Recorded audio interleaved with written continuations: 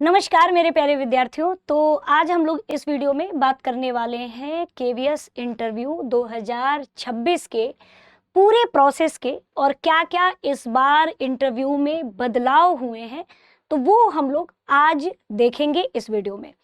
सबसे पहले मैं बता दूं स्टूडेंट्स कि जब आपका टायर 2 का केवीएस का रिजल्ट आ जाएगा तो आपको बहुत ज़्यादा समय नहीं दिया जाएगा।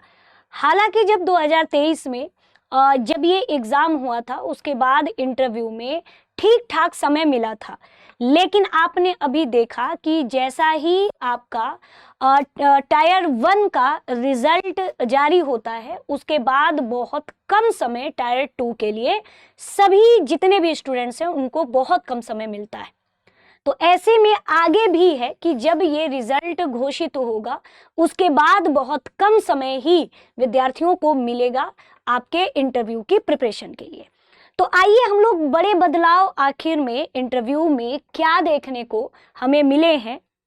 सबसे पहले मैं आपको बता दूं कि पहले जब इससे पहले का जब केवीएस एग्जाम हुआ था तो उस समय रिटेन जो पेपर हुआ करता था, रिटेन पेपर में 70 और 30 का रेशियो बनता था, है ना, 70 और 30 का रेशियो बनता था।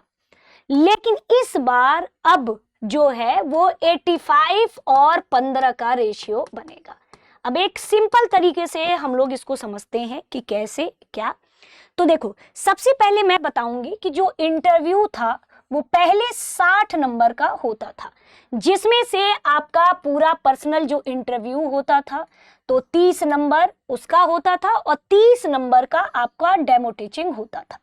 लेकिन इस बार अब 100 नंबर का इंटरव्यू आपका होगा, जिसमें 50% आपका वही है ना पर्सनल इंटरव्यू का और 50% डेमो टीचिंग का होगा। तो पहला बदलाव तो ये था कि पहले इंटरव्यू के नंबर सिर्फ 60 नंबर पे होता था, इस बार जो है आपका 100 नंबर पर आपका इंटरव्यू देखने को मिलेगा। लेकिन अब इसमें सबसे पहले तो मैं आपको बता दूं स्टूडेंट्स कि पहले क्या होता था, 70-30 का रेशियो होता था। इस बार 85 और 15 का रेशियो क्यों बनाया गया? जैसे देखिए, पहले क्या था, 70-30 का रेशियो था। 70-30 का रेशियो का मतलब है कि रिटेन जितना भी आप नंबर पाए होगे उसका 70 है ना 70% और जितना आपने इंटरव्यू में पाया है उसका 30%, है ना। तब जाकर के दोनों को जोड़ करके तब मेरिट बना करती थी, है ना, पहले के उसमें जो 2023 में हुआ था तब।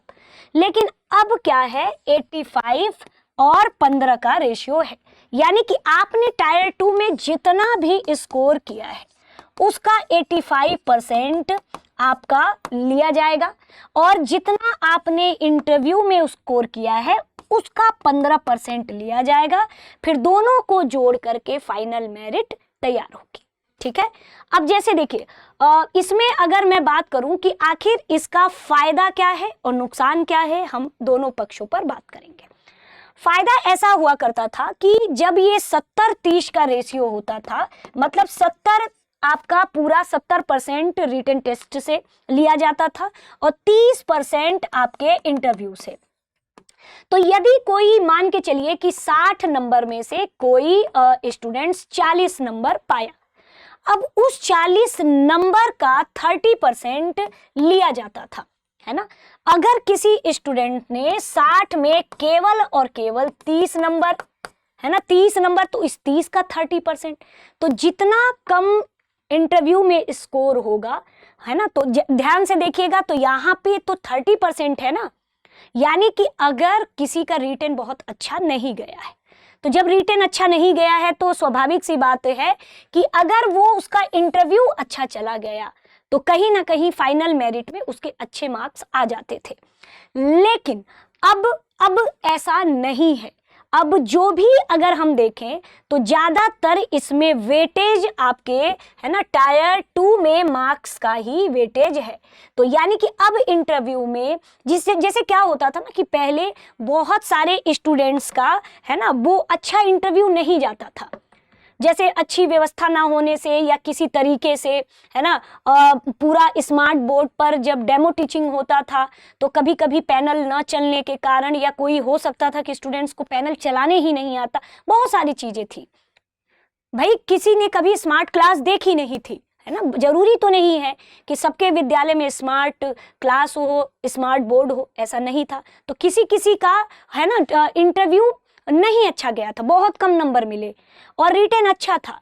लेकिन अब चूंकि रिटेन का केवल ये 70% और इंटरव्यू का 30%, तो अगर इंटरव्यू में अच्छा खासा जाएगा तो भाई उसका उतना 30% लेंगे तो थोड़ा तो उसका स्कोर अच्छा ही होगा ना, तो उसका थोड़ा नाम आ जाता था, है ना, मेरिट में, फाइनल मेरिट में आ जाता था। लेकिन अगर इंटरव्यू में नहीं अच्छा गया तो कहीं ना कहीं रिटेन में अच्छा होने के बावजूद इंटरव्यू में अच्छा मार्क्स न होने के कारण, है ना, तो इसके कारण कहीं ना कहीं फाइनल मेरिट में नाम नहीं आता था। ठीक है, तो लेकिन अब ऐसा नहीं है, अब 85 वेटेज बढ़ चुका है। अब आपके टायर 2 का वेटेज 85% है और इंटरव्यू का 15% है, केवल 15% है।